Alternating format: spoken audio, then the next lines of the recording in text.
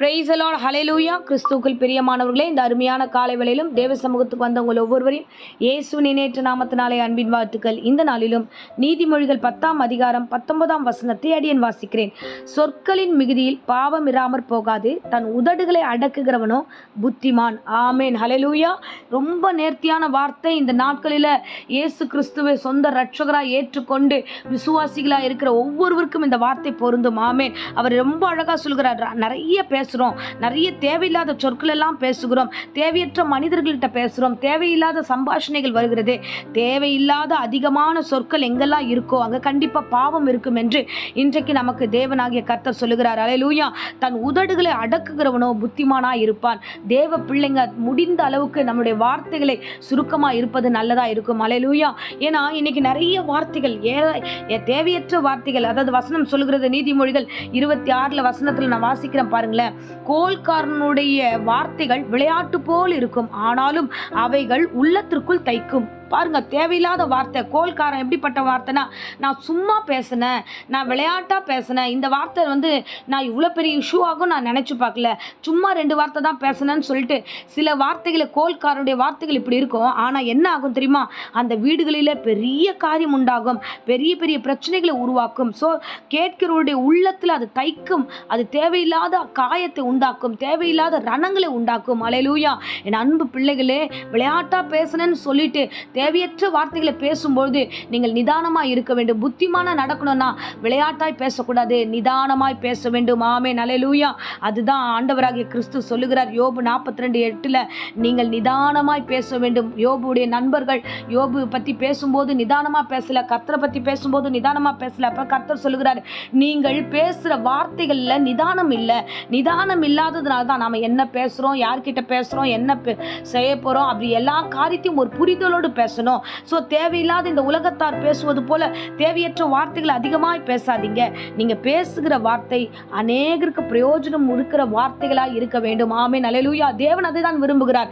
நீங்கள் பேசினா ஒருத்தர் ரட்சிக்கப்படணும், நீங்க பேசினா உங்க குடும்பம் கட்டப்படணும், நீங்க பேசினா பெரிய எழுப்புதல் இந்த தேசத்துல வரணும், நீங்க பேசினா உங்க வம்சங்கள் ஆசீர்வதிக்கப்படணும், நீங்க பேசுற ஒவ்வொரு வார்த்தையும் ஒவ்வொரு மாணவர்களையும் ஒவ்வொரு மாணவிகளையும் உருவாக்குறதா இருக்கணும். நாம பேசும்போது ஒவ்வொரு சிறு பிள்ளைகளையும் புதிய பாதைக்கு நேரம் நம்ம நடத்தணும். அப்போ நிறைய வார்த்தைகள் பேசினா, இப்போ தேவையில்லாத வார்த்தைகள் பேசினா இது எல்லாமே போயிருமே.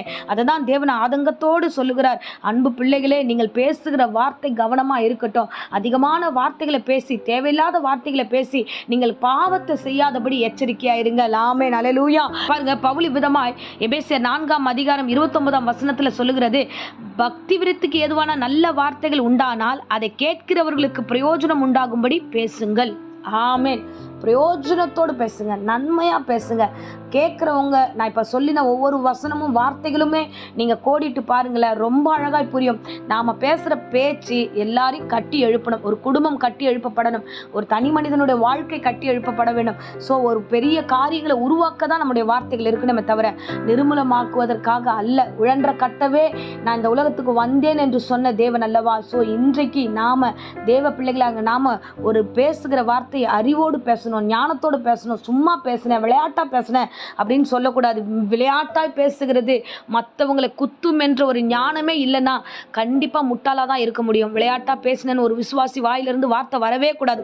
ஞானமுள்ள பிள்ளைகளா நாம் பேச வேண்டும். ஆமென், ஹல்லேலூயா. ஸோ ஆகையால தேவ வார்த்தைகளை நம்ம கவனத்தோட பேசணும், கவனத்தோட செயல்படணும்.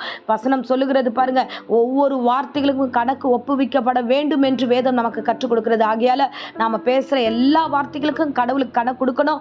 ஆகையால தேவையற்ற வார்த்தைகளை பேசாதபடிக்கு, புத்தீனமான வார்த்தைகளை பேசாதபடிக்கு, விளையாட்டாய் பேசினேன் என்ற வார்த்தை சொல்லாதபடிக்கு ஞானமாய் பேசி குடும்பத்தை கட்டுங்க, வேலை ஸ்தலத்தை கட்டுங்க, ஊழியத்தை கட்டுங்க, பெரிய காரியங்களை செய்யுங்க. கர்த்தர் உங்களை ஒவ்வொருவரையும் ஆசீர்வதிப்பார். ஆமென்.